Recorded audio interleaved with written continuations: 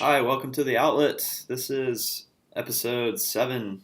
Today we're going to be discussing Egypt and specifically the Giza Plateau.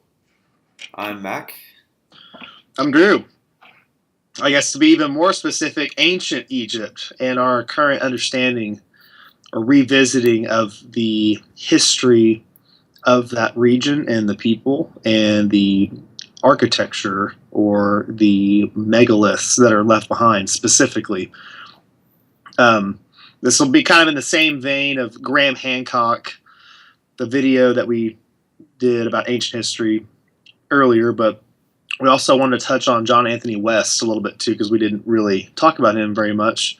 And Mac is much more knowledgeable about him than I. So go ahead, Mac. Tell us more about John Anthony West and his findings and his theories about the plateau and that civilization. Well, I guess to give it some perspective, John Anthony West does not exactly get along with the kind of mainstream Egyptologist crew. He's kind of an outsider, but when you do really good alternative work, it's common to be looked down upon and outcast. Um, I would say John Anthony West did some fabulous work on Egypt and uncovered many hidden secrets that were not aware to everybody who was just following in the same flock. And he caught a huge break in the early '90s, and this was I wouldn't really call it a break. He had invited a geologist to go look at the Great Sphinx to age date it because he had read some information from the 1800s that suggested the Sphinx might actually be older than what Egyptologists had dated it to. Right. So this discovery right there that the Sphinx was older kind of blew everything open and gave a lot of credibility to a lot of John Anthony West claims that tell a little bit different, not a little bit, a very different story about the history of Egypt before the pharaohs and such. And we can get a little bit more in detail of that here in a bit. Definitely.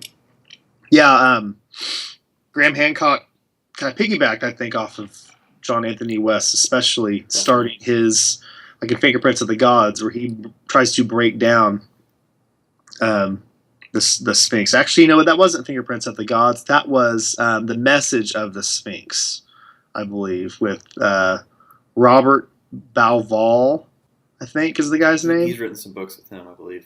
Yeah, Robert Balval and Graham Hancock, and they really break that down. I think that's the book where they mention John Anthony West a lot and the geologist that he kind of employs to help him take a second look at all of the aqueous erosion on the Sphinx, which is very strange to find aqueous erosion on something that's in the middle of the desert, mind you.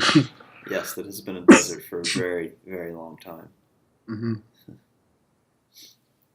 So, the Giza area has been an area of interest for almost everyone on the planet, I think, who's aware of it. It's so fascinating because you have these ancient monuments. We're not sure how they built them. There's no consensus on how they built them. No. There's really not a great consensus on why they built them. Especially now. Yeah, what's kind of taught to you in Mm-hmm. public education that they're these monuments to the pharaohs it's not really corroborated by the data. The Exactly. idea that they were tombs or something is not evidenced in the data there and what's left. So then on the other end of the spectrum, you have people who think that they had to have been built by aliens and all this other crazy stuff, which we don't really have data on that either. Right. Who knows? It might be something pretty crazy. Who's to say that's not true? It's just we really don't know, and I think that's what fascinates everybody with the Giza Plateau is there's so much mystery there. Yeah, no one really knows. But if there's anything I take away from the whole conversation, it's that the look into the erosion on the Sphinx shows clearly that Sphinx has been there, at least from the erosion on the body, since the head has been recarved. Yes. It shows that it has been there a very, very, very long time. Yes. And it would suggest that that culture is either super, super ancient, had been there the whole time, or that maybe that culture had settled there because those things were there. Yes. Maybe that's why they stopped there, because those things were already there. I think that's much more likely. Yeah, and through John Anthony West's work, he has noticed a de-evolution over thousands of years in Egyptian history, and most of what's taught about the pharaohs and mummification, that kind of stuff, Mm-hmm. happened after the civilization had de-evolved, according to John Anthony West, and he has a whole treasure trove of data to back that up, which is very interesting. It is. And this whole everything was kind of blown open in the early '90s with the published study by geologist Robert Schoch and geophysicist Thomas Dobecki. Mm-hmm. John Anthony West was interested in having the Sphinx geologically dated because of some of the things he had read, specifically from French scholar Schwaller de Lubitz. John Anthony West, I think he learned French to read this guy's books because when he was researching Egypt, pretty fascinating story in of itself. But in the early '90s, John Anthony West convinces a geologist to go there and take a look at it, and Robert Schoch has a PhD, I think it's from Yale, and he's a tenured professor at Boston University. And the geophysicist Thomas Dobecki was a professor of geophysics at Colorado School of Mines, which is actually my alma mater. Mm-hmm. So they had two well-accepted professors in geology go there and do this investigation. They published papers on their results, which conclusively stated that the Sphinx was much older than what Egyptologists thought, and their age dating pushes it back to, I think Schoch says a minimum of 7,000 years from now. So that'd be 5,000 BC, Right. anywhere to much, much, much older. And I think his conservative estimate is he thinks somewhere in the, if you had kind of pin him down a little bit, which is kind of difficult, he'll say maybe somewhere around 9,000 years ago, which is much, much older. Not Right. only than what Egyptologists think of Egypt, that was older than what the thinking was of ancient civilization until very recently with some other discoveries. Yeah, which now that date has become arguably conservative, knowing what we've come to know now about age dating of the Sphinx and connecting all these other sites around the world. Not only the Giza Plateau, but Göbekli Tepe and Pumapunku and Yeah, when they Tiwanaku. published that study in the early '90s, you didn't have those other discoveries weren't made yet or accepted yet, so it was very groundbreaking. It really threw a wrench in the whole archaeological establishment, and it wasn't accepted, though it was accepted by geologists. Geologists said this is conclusive that this is older than we previously thought. Right, and that it's only been up until recently that actually I'd say even now there are restrictions on where you can excavate and where you can dig and where you can look and what you can find out there on the plateau. Yeah. There are records going back as early as Herodotus and Plato claim and Alexander the Great claiming that there is a hall of records underneath the Sphinx. Yep. And that portion of the plateau has never been investigated, at least openly. And there is conveniently a giant boardwalk on top of the entire area in front of the paws of the Sphinx, so that you can go up and see the Sphinx, of course. But that place, I mean, it's amazing that there's no incentive to look really any further into all of these leads that people have. Yeah, the Hall of Records under the Sphinx is fascinating because when Schoch and Dobecki did their geophysical assessment, their data suggested that there was a cavity underneath, I believe it's the left paw of the Sphinx. Right. Exactly. So the question becomes, why is there active resistance? And this has been the case, especially with the Egyptian Antiquities Organization and Zahi Hawass when he was there as the head. He was very resistant to people coming and saying that by coming and looking into their ancient monuments that they were degrading them, or he wanted to basically take all of the splendor and capture and discovery of these monuments for himself and for Yeah, his organization. So, um, why the resistance? There's so much more to be known. The resistance needs to let up, I think, but there is an active resistance to people finding out, I think, the truth behind all this stuff. This is still sure. not accepted mainstream archaeology at all, but Right. slowly people are just ignoring mainstream, I think, archaeology in these realms. Yeah, Uh, I would say a lot of geologists are aware of the work of Schock and Dobecki. right. But yeah, like I don't think I'm not sure what the current state of Egyptologists is, but I think they largely discredit John Anthony West's work, which was which would be obviously corroborated by actual geologic evidence. Definitely. And most of the Egyptologists' age dating is based on it. Nothing there was I want to say nothing. We can carbon date mummies to a few Hmm. thousand handful of thousand years ago, and we don't. It doesn't appear that we have mummies that are 9,000 years old, but it Right. also appears that they weren't mummifying things 9,000 years ago. Right. And it's as anecdotal, I guess, as it might sound, but if we're going to talk about age dating anything, it's just a simple observation of look at the megaliths around the world, especially other places where there have been pyramid or pyramid type structures, and these stones are very, very large, like huge, Yeah, and they're dating these places super, super ancient, like 7,000, 8,000, 9,000. Göbekli Tepe, they're talking 12,500 years ago, and those stones are huge. That is what all of these ancient sites have in common, especially the pyramid, the Great Pyramid, I guess it's the Cheops Pyramid. It's got the biggest stone. The stones are enormous. Or if you're looking at the stones of these mega complexes in the Giza Plateau, that's what they all have in common. yeah, and So it's to really say that this one is like that was built in a time when we were supposed to have, you know, not even in the what Bronze Age. I I mean, mean, we allegedly didn't. If you go back a few years, yeah, it makes according to you, archaeology, we didn't even have civilizations, but that's where yeah, Göbekli Tepe and some other discoveries have blown that out of the water, and we did have civilizations going back to around 12,000 years ago. I think is what's been published recently, exactly. and that's we're talking about age dating here, and we're pretty limited in this range we're talking about.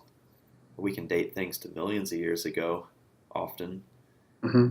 with a big error, but we're pretty limited on what we can do with carbon dating, and often carbon dating gives us a date that's much more recent. Gives us than what it really is because sites are reused. It's I think more Right. often than not, if you get a carbon date, let's say 3,000 years, well, someone was using that site 3,000 years ago, um, but unlikely that it takes you all the way back to when the site was built. Exactly. And with rock, you pretty much can't. It would be extremely rare that you could date a rock. Hmm. You can date it based on well, with like the fossil record, we're looking at very long time ago. Right. The rocks they built these monuments out of were carved out of deposits, and then transported. So you can't age date the deposit, um, Hmm. and you can't usually. There's no organic material in the rock that was from when they were working with it. So you're really limited on how you date these things. Um, Right. and yeah, it's really unfortunate that we can't just take a look at the pyramid and say, oh, this rock was placed here at exactly this date, because that would make our lives a lot easier and it would take away a lot of this Definitely. debate. Definitely. Yeah, there is still some speculation. I guess, around everything. But the evidence seems to point towards, to me, that the pyramid and the Sphinx and the arrangement of the pyramids, especially with the stars, um, and there's and the lack of evidence of any fire soot inside of the Great Pyramid. Imagine if this mainstream Yeah. theory were true, how would they have lit the inside as they continue working inside this pyramid?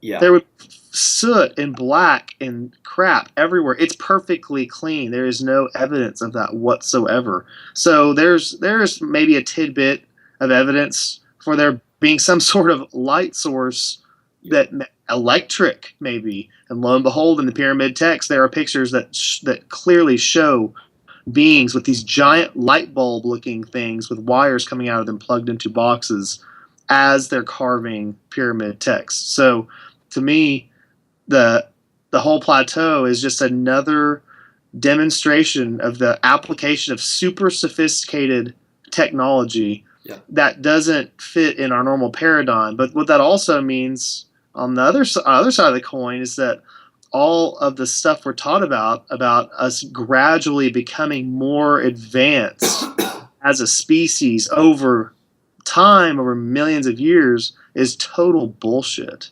It's crap. There's a lie there somewhere in there, and that what's being peddled on us as true is just a theory, you know? Yeah, we evolve and devolve quite often, and we don't do either one linearly. I think that's been well established in the record. If you actually look at the record and not just believe what you're told. Exactly. I mean, that's the biggest lesson I take away from this whole thing. That's what's so interesting, is that it fits in the whole idea that that rings through to everything. Question reality. Question your state of existence. When you read these books, the evidence is so glaringly obvious while you read them that you can't put it down. Yeah, I agree. And you had mentioned about the alignment of the pyramids and the shafts and that kind of stuff and the Sphinx, and with some of the other structures in ancient Egypt. Yeah, it appears that they understood like the precession of the equinoxes and something in the wobble of the Earth, which take thousands of years of observation recorded observation to be able to be aware of that, or would require precise tools. Yes. So there's a lot of speculation as to what exactly the meaning is behind the alignment. But I tend to like the meaning behind in the Message of the Sphinx that Graham Hancock and Robert Bauval did. And that points to the same year, the same date as the around Pumapunku, or Göbekli Tepe, or this aqueous erosion age dating hypothesis. It points to the same time. It points to the time when the sun rises in the house of Leo, in the stellar sign Leo. Yeah. That's why the Sphinx was originally a lion. So when that happened, the lion facing directly east, the sun would rise, I think, directly over the center pyramid. I think that's how that worked. What age that puts it? What age that would be? 12,500 years ago. Yeah, that seems like based on the geologic age dating of the Sphinx. Which would mean that the pyramids and all of that entire plateau was built to not only signify that particular time, but, like you said, would have taken thousands of years of observation to understand all of this. So it just shows evidence, possibly, of an ancient culture. Yeah, and when you say 12,500 years ago, that puts us in a very interesting time climatologically, as we were about to go into an ice age. Yes. And a subsequent very rapid end of that ice age. Mm-hmm. Which it warmed and then it cooled again with the Younger Dryas. So and that ties tightly into this. The other hypothesis being that the whole plateau points to that date, but it was not actually built on that date. Right. It could be some kind of a message. Yes, yeah, that's another idea. Yeah, Uh, and interesting. You had mentioned some other sites around the world, and that this they have many similarities to the Giza Plateau, specifically the pyramids, and it does appear that there is a good likelihood of a global civilization back Definitely. then. And it's just thinking about what caused a global civilization, in the last few hundred years, and that would be we built boats and decided to sail around the world. It's not that hard to build a boat. You really don't need that many tools. Right. Not necessarily easy, but like I'm saying, I guess like a primitive man could definitely Hmm. build boats and sail around the world. The idea that we're Yeah, so much more advanced now is ridiculous. Like obviously, if you, I mean, 4 or 5 plus thousand years ago, they could have built boats and sailed around it the in world. some, and maybe in some respects, yes. The internet is a crazy thing. Um, Yeah, the way we interconnect that way, that is a type of evolution, um, of transhumanism, really. yeah, But yeah, there's no telling what kind of technologies these people had. If they're able yeah, to build these giant structures, we do not know how to recreate these structures now. There's no way yeah, we can do it. We don't know how to move these stones, and we're saying they did it. The mainstream says they did it with trees or a bunch of people rolling logs or a bunch of people dragging the stone from a quarry that's 500 miles away. yeah. Come It just on. doesn't make sense. Obviously, something else was going on. But I like what you're saying. They could have had like different technologies. You know, Totally. Yeah, totally. They could have been advanced in a much different way. we have no evidence that they had something like the internet, or our type of machinery. Yeah, who They, knows? they, probably didn't have the. We have no evidence that they would have something like a combustion engine. Yep, the only evidence we have was that in most ways it was much more advanced than what we have now because they were able, as an afterthought, to build these structures which have lasted thousands and thousands and thousands of years after everything else has Yeah, crumbled away. Imagine if they're building structures that large, how big the civilization really was. yeah. It must have been enormous. Must have So, had. Yeah, and it's it's it's like mind blowing. obviously It's hard to super. even imagine what it was Yeah. like. It's obviously super ancient because these megaliths that are so huge are ancient to the point where some of them are so old that they look like hills and mountains.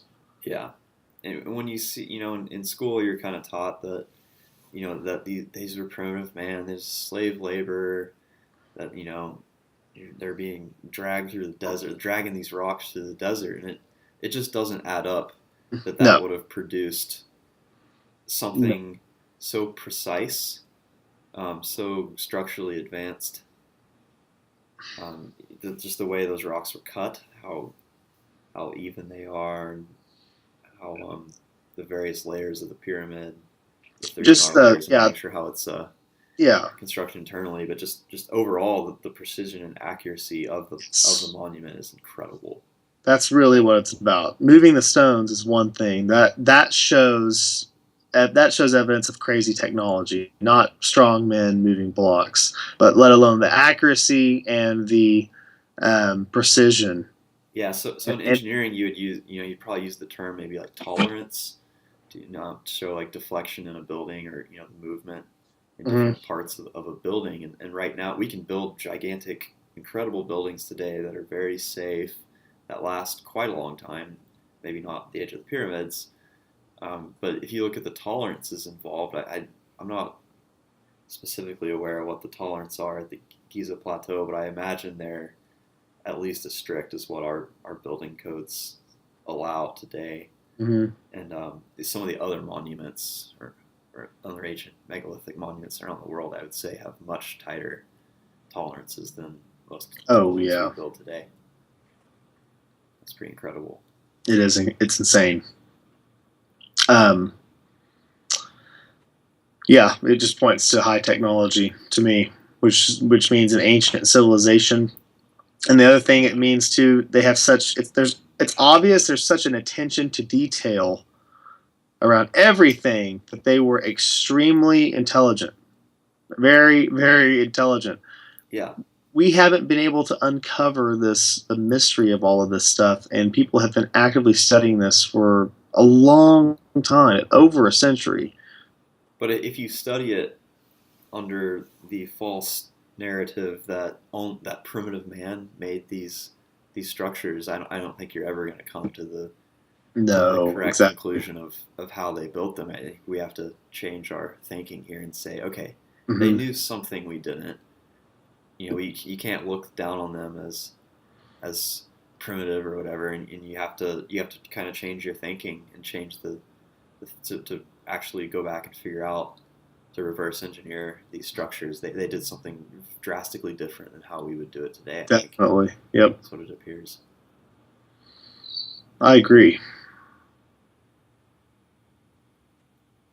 But yeah, I think people are starting to become aware of some of these discoveries. They're starting to get out, and I think the thinking in the archaeological community, I think, is drastically changing. A lot of people our age are starting to become interested in this and take a different look.